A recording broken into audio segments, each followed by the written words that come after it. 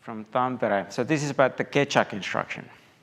So little reminder about the goings on at the crypto work groups. So we've been working on it for a while now, started by Richard Newell over there, something like, what, 5 years ago? Yeah, so back in 21, the scale like crypto was ratified. It is like crypto for microcontrollers. It's no longer in any of the profiles that are out there, but it is something that you might want to use if you want something really small to fit, to have constant time AES, for example, on your IoT device. Also ratified last year was the vector crypto, which provides very similar functionality. This is like symmetric bulk encryption that you would need when you are doing TLS or perhaps disk encryption or your database encryption.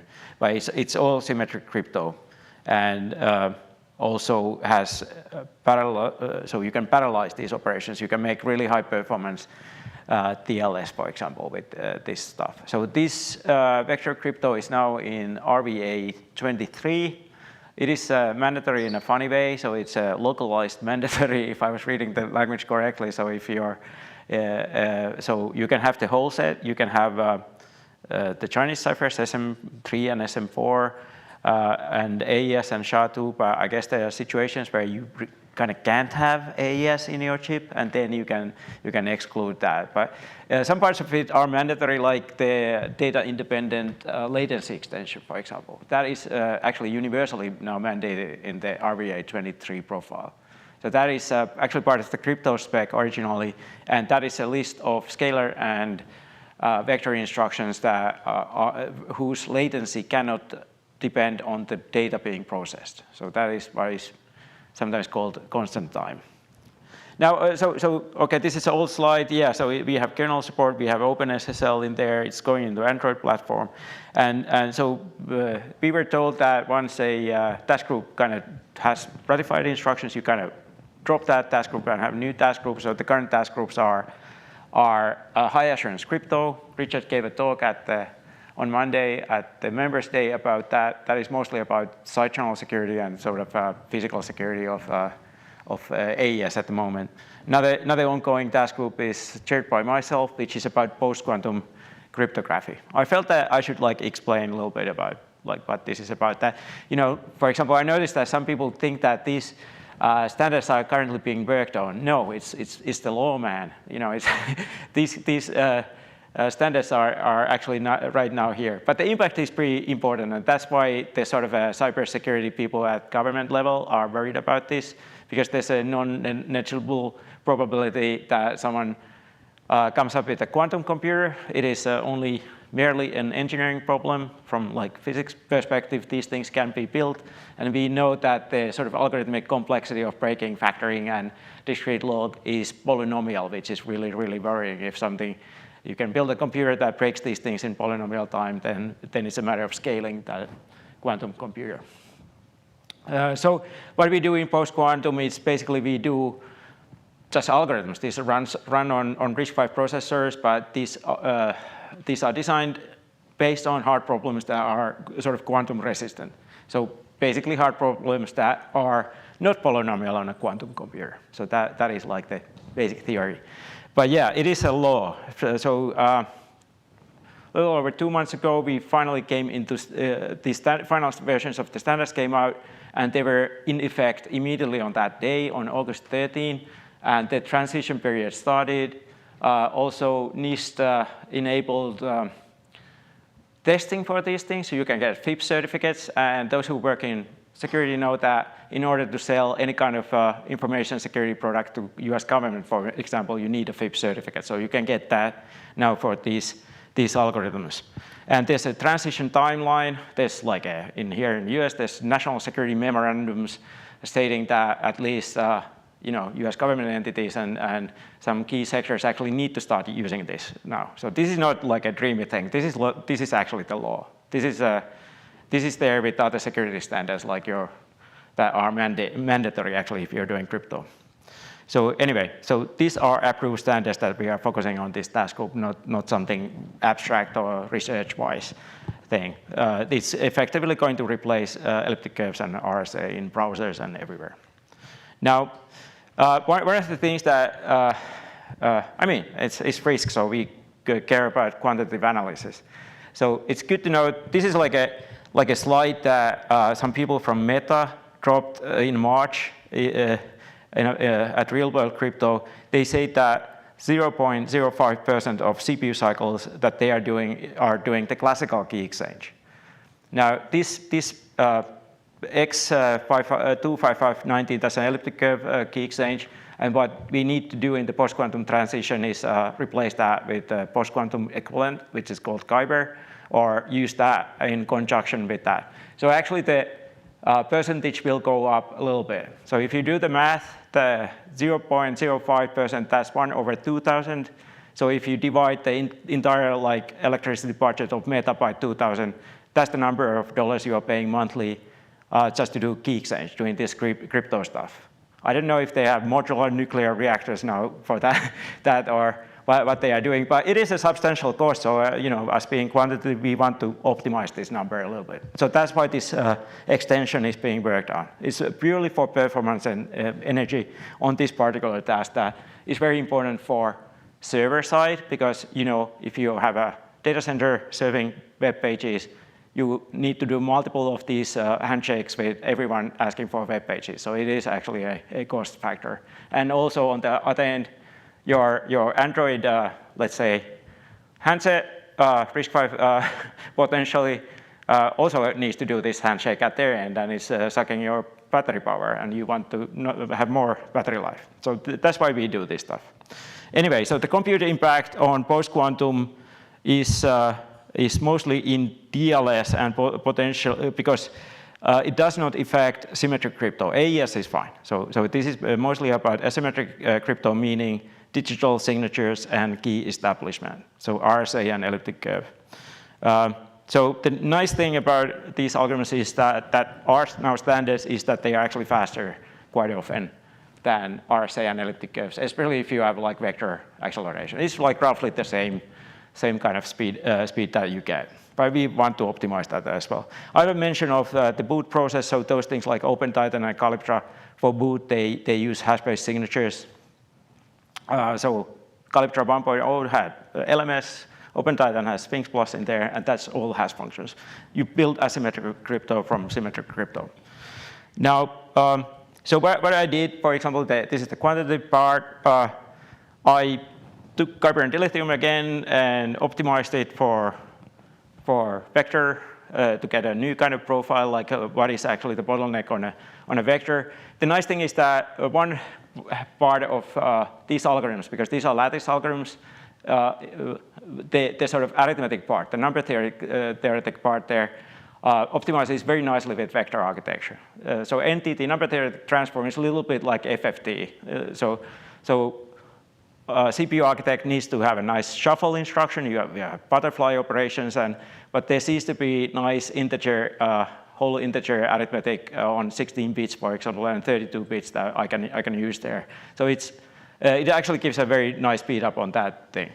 But the other half of Kyber and Dilithium, which is the Keccak or SHA-3 standards, not so much. Vector doesn't really help.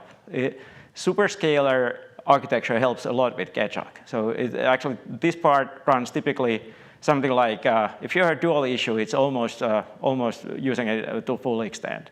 So you have almost like 2 instructions per cycle going on this Keccak part. But vector doesn't help.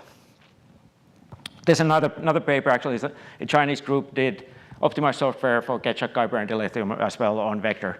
We now, since about for a year, we have had vector silicon, so we can try this out for real, and that's why we've made some progress here. Now, a little bit like zooming into Keccak. So this is infamous for being really, really expensive on software. So microcontroller chunks this single permutation for about 10,000 cycles. Your vector CPU will do about 2,000 cycles of just a single permutation of 1,600 bits. It's a keyless permutation of 24 rounds. And yeah, it takes a long time to do in software. In hardware, it's crazily fast. It's about 24 cycles, a typical implementation. And each one of those cycles have a really short critical path. You can clock it at any frequency your technology node supports pretty much. I can explain the critical path here, but the main feature here is that there's like rotations and shuffling, which of course in hardware these are just fixed wires, so that is cheap. So that, but in software you actually have to do something, so that is very different picture. So quantitatively, about 60 to 80% of Kyber and Dilithium cycles are in vector implementation spent doing this. So this is like totally the bottleneck. So after we eliminate this bottleneck, which I think we can do, then of course the bottlenecks will be somewhere else, but this is like the first order of business for post-quantum task group that we are going to propose.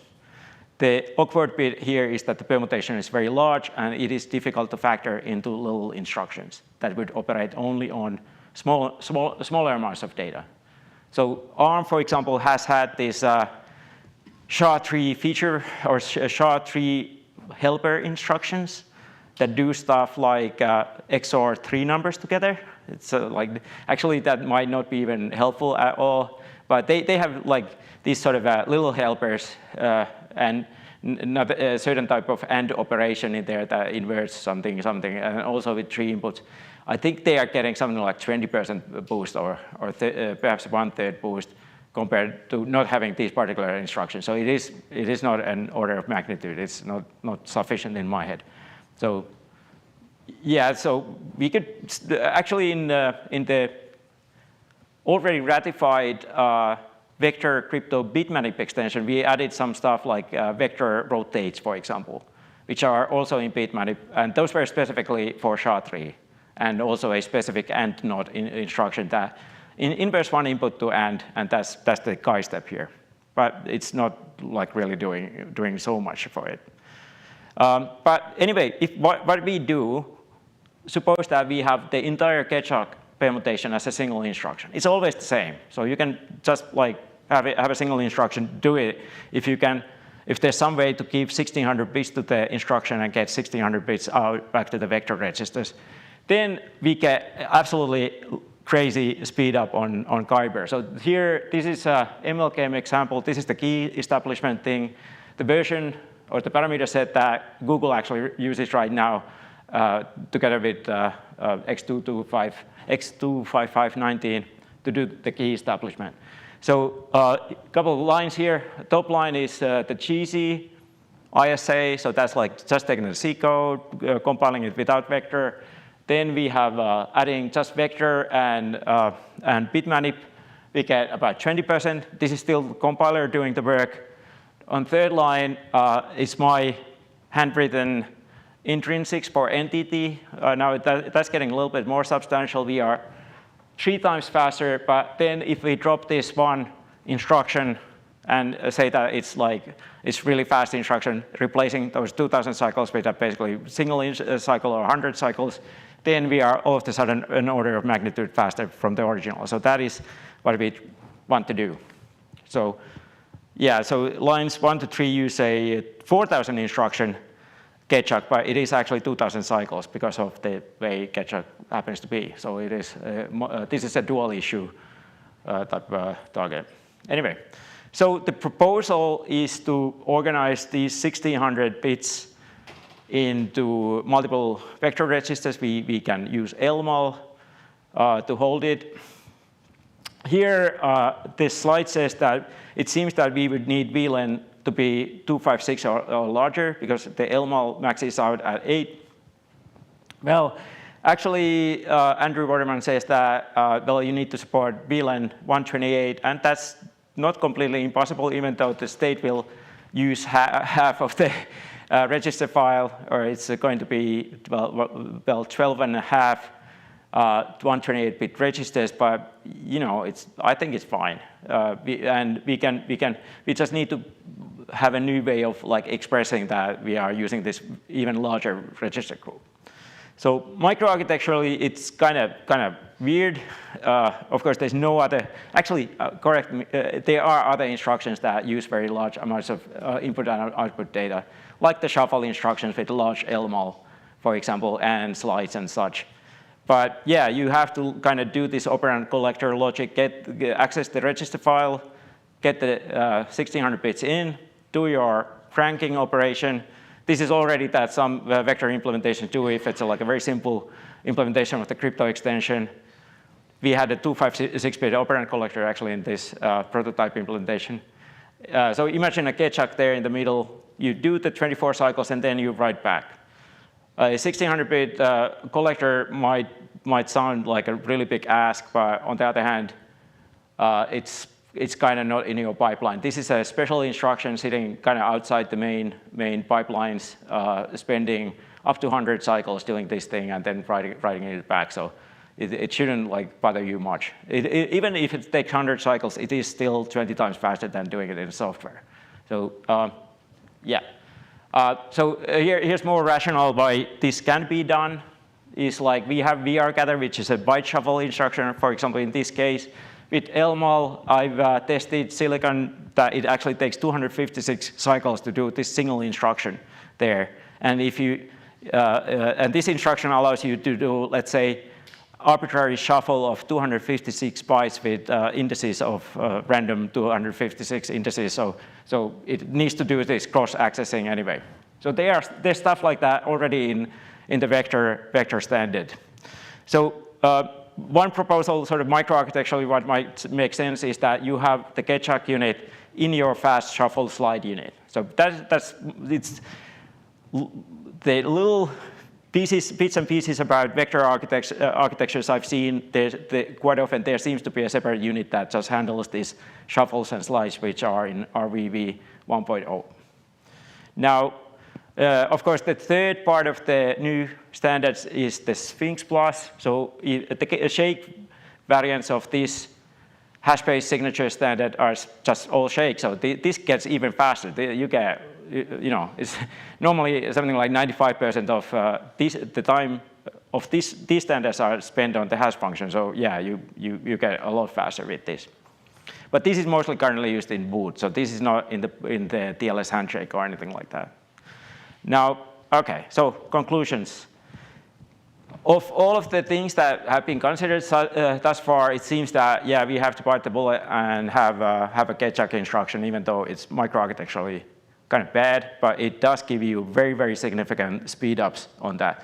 Later on, we can also consider helping out the NTT, but there, actually, what you can do already is kind of optimize your shuffle instruction, your butterflies, and that will also do it. So one instruction replacing thousands of instructions.